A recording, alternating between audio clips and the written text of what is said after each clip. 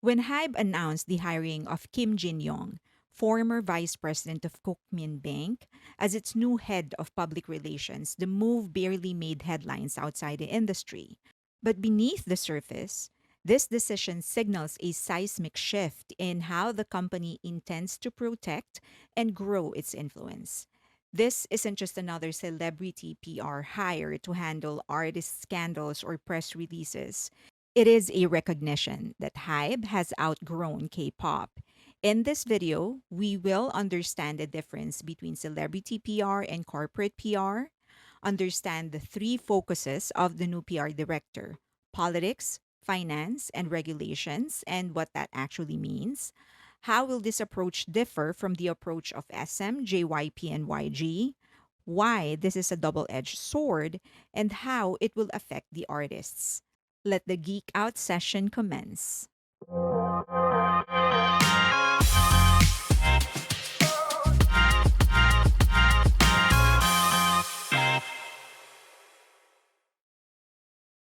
From celebrity PR to corporate PR.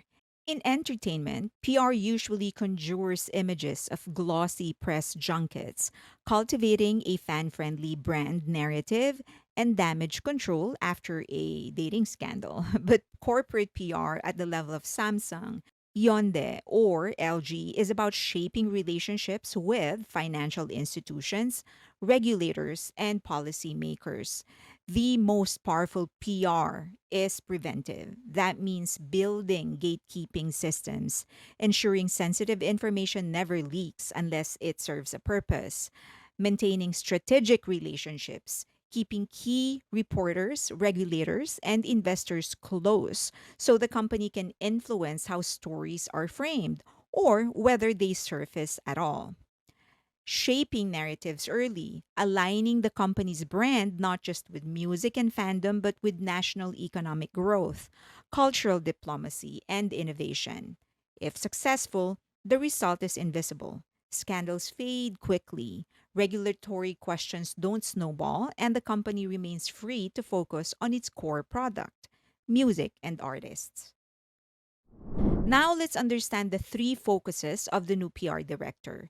The articles that circulated said there are three primary focuses: finance, politics, and regulations. Let's take a closer look. First, finance, building trust with investors and banks. Hybe stock price moves dramatically with every BTS related headline.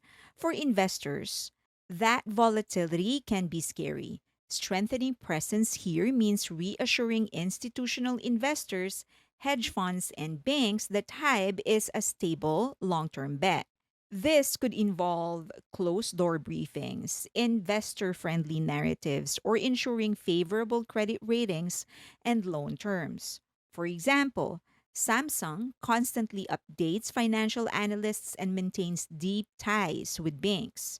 It's why, even when scandals hit, investor confidence does not evaporate. Regulation, ensuring favorable treatment with government agencies. As Hybe expands globally, they're exposed to labor law, copyright disputes, tax probes, and stock market rules. Having someone with regulatory connections means Hybe can anticipate policy changes before they happen, lobby for industry friendly rules, and manage compliance proactively. For example, if South Korea changes how military service exemptions are handled for entertainers, Hybe needs someone to argue their case or at least ensure the decision making process includes their perspectives. Politics, oh dear, networking with decision makers who shape the industry climate and the country itself. Entertainment in Korea is no longer just pop culture. It's a core part of the nation's soft power and economy. That makes it inherently political. And no one is bigger in this arena than BTS, who is under Big Hit, which is owned by Hybe. Strengthening presence means Hybe becomes part of those rooms where national industry strategies are discussed. It means officials see Hybe not just as a label, but as a strategic partner for Korea's global image. A better relationship means they know the type of language they can use when they are presenting their case to those that can actually affect regulations and laws. And let's be real, it means being able to find the balance between helping the country and maintaining the artistic integrity of artists.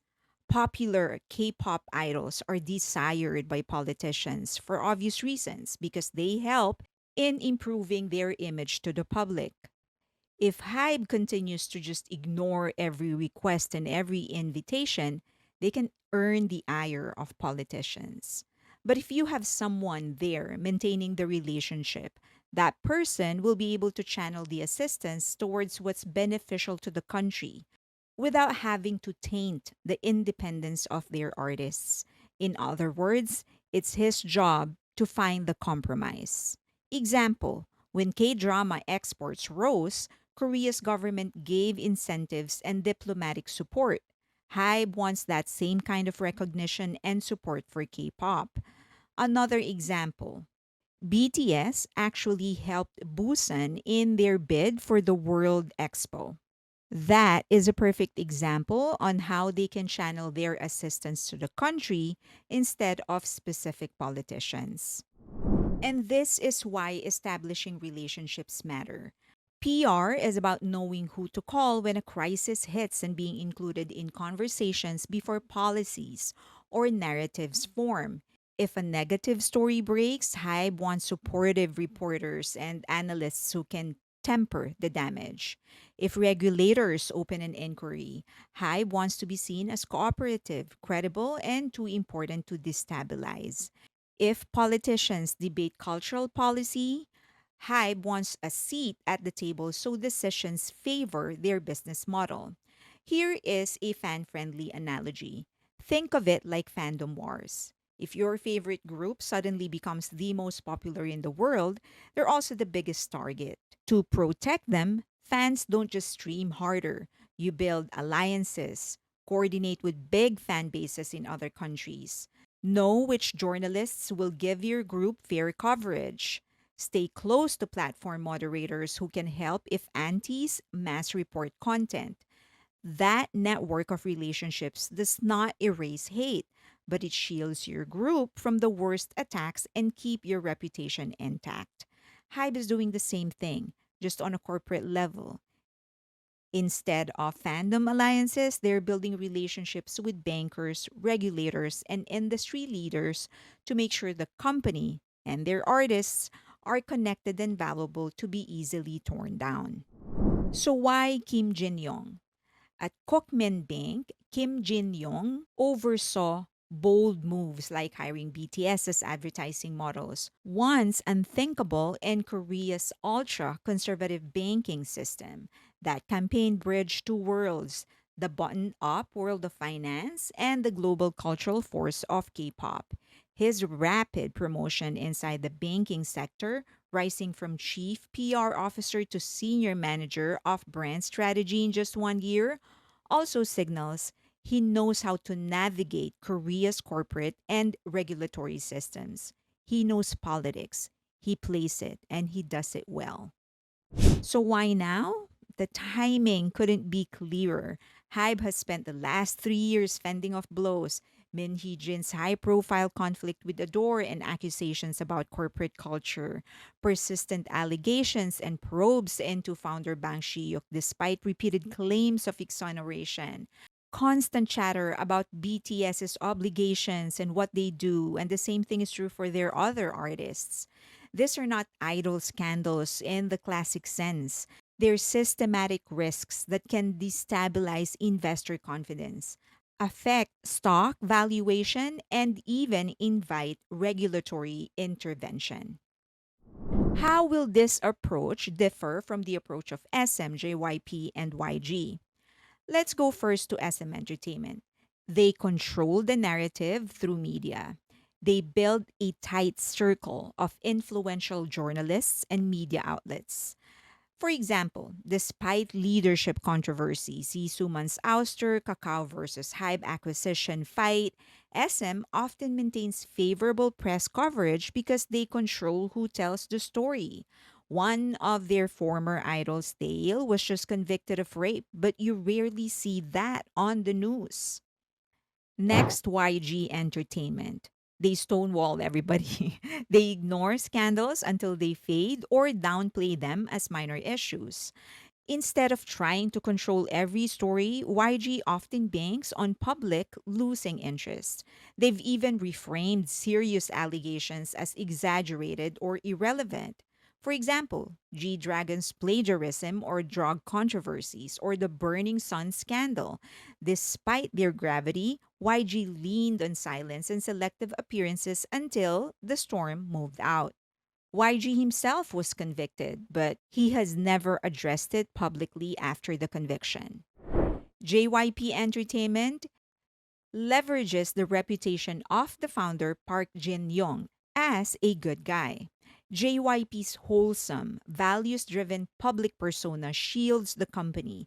When controversies arise, he emphasizes caring for artists or prioritizing freedom, which diffuses criticism. One clear example is when NMIX's Genie left. Park framed it as respecting her personal freedom rather than enforcing a strict contract battle. SM, YG, and JYP all built defensive PR systems focused on surviving scandals. Hybe is building an offensive PR system, but it's a double edged sword. Once Hybe formally enters this arena, it stops being seen as just an entertainment company. The perception shifts. If you're hiring a finance connected PR strategist, you're playing the same power games as Korea's largest corporations. That raises questions for fans and critics alike. Will Hybe artists like BTS, ILIT, and Hype and Le Seraphim and the others become bargaining chips in wider negotiations for influence? Will the company's art first ethos be overpowered by power, politics, and money? This is precisely the narrative Hybe's detractors, including Min Hee Jin, have weaponized. The claim that Hybe prioritizes money over art by formalizing their political and financial strategy. Hybe risks reinforcing that criticism, even if the reality is that such moves are necessary for survival at their scale. It's a confession and also a flex. A confession because Hybe now acknowledges it cannot rely on artist driven PR alone. But it's also a flex because Hybe is now powerful enough to require this kind of infrastructure. No other K pop agency is operating at this level. The stakes are high. The implications stretch beyond Hybe itself. If successful, this move sets a precedent. Other agencies may be forced to professionalize their crisis management and political engagement. It could accelerate K pop's full assimilation into Korea's corporate power structure, blurring the line between entertainment and national industry. For Hybe's investor, it's a reassuring signal that the company takes reputational and systematic risks as seriously as product development. For fans, it's more complicated because once an agency plays in this arena, it cannot credibly claim to be untouched by politics, money, or influence.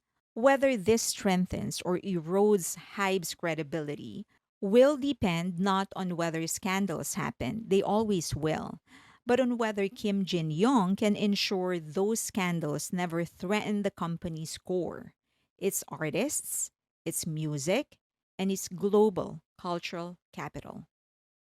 This is a different type of PR. There's a lot of accomplished and really good publicists out there, specifically those that are specializing in entertainment who have been around for 10, 20 years and have never done this type of work because this is very specific and very specialized. He's not just serving as a publicist for a conglomerate or several high profile artists, is actually bridging entertainment and finance and politics. And the minute that you get your foot inside in any shape or form or any capacity in a political arena, that is just complexity to the nth degree.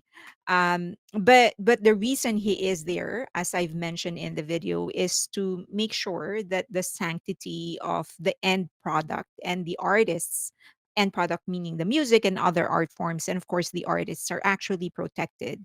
Once you become this big and become this influential and become such a um cultural powerhouse where you are recognized internationally, it is unavoidable. And this is true not just in Korea, but in any country.